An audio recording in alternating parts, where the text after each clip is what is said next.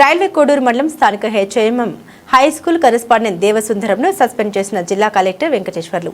Railway Koduru స్థానిక HM high స్కూల్లో కరెస్పాండెంట్గా పనిచేస్తున్న దేవసుందరం 12/2/2026 తేదీన స్కూల్ నుండి ఇద్దరు పిల్లల్ని ఇంటి పనుల నిమిత్తం ఇంటికి తీసుకెళ్లి పని సరిగా చేయలేదని పిల్లల్ని విపరీతంగా కొట్టడం జరిగింది.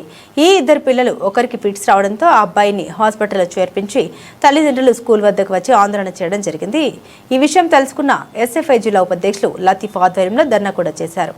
గత 4 నెలలుగా విచారణ చేయాలని కలెక్టర్ దృష్టికి మరియు డీఈఓ దృష్టికి తీసుకెళ్లగా 4.5 నెలల తర్వాత దేవసుందరం అనే వ్యక్తిని కలెక్టర్ ఉత్తర్వుల మేరకు సస్పెండ్ చేయడం జరిగింది. ఈ విషయం తెలుసుకున్న తల్లిదండ్రులు మరియు ఎస్ఎఫ్ఐ నాయకులు సంతోషం వ్యక్తం చేశారు.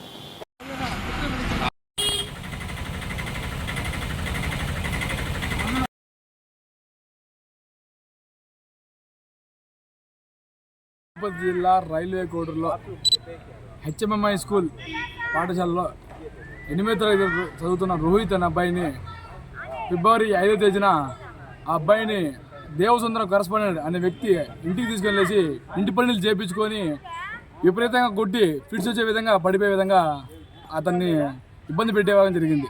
దాని పరంగా ఈరోజు ఫిబ్రవరి 7వ తేదీన అతనిపై కూడా ఎస్ఎఫ్ఐ ఆధ్వర్యంలో కూడా మేము ఎఫ్ఐఆర్ కేసు కూడా నమోదు చేయడం జరిగింది. ఇప్పటికి దాదాపు 4 నెలలు అయిన తర్వాత కూడా ఈరోజు ఆ పిల్లాడికి న్యాయం జరిగిందని చెప్పేసి ఈ సందర్భంగా ఎస్ఎఫ్ఐ తరఫున అభినందనలు కూడా తెలియజేస్తున్నాం.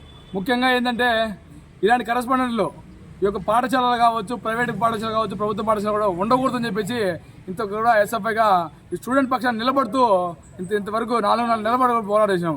ఇంకోటి ఏంటంటే అతన్ని కొట్టడమే కాకుండా అతని శివ అనే వ్యక్తి కూడా బెదిరించడం జరిగినది.